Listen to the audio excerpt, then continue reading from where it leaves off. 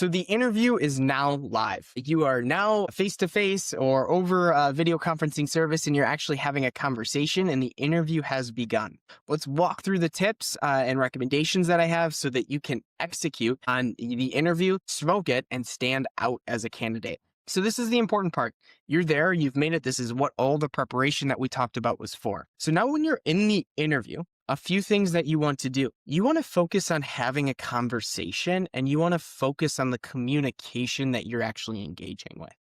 One of my goals when I actually go into interview is actually to be the person that's leading the conversation. So I want to take control of that conversation, not in an aggressive manner, but actually open up by starting. I like to connect on a little bit more personal level, and this is just a personality trait of mine. But if this is something you want to deploy in your interviews, I highly recommend it. And this is where looking up somebody on LinkedIn ahead of time can give you a really big leg up. So having a little bit of small talk, asking them about, their family, asking them about how long they've been here, really just starting to get to know them. And what it does is it actually sets the interviewer at ease. And here's a really big myth is people think that the interviewer is always more comfortable than the interviewee. A lot of times that's not the case. The interviewer a lot of times is just as nervous to interview you as you are to go into that interview. So if you can take control of that conversation, it's not only going to set you at ease,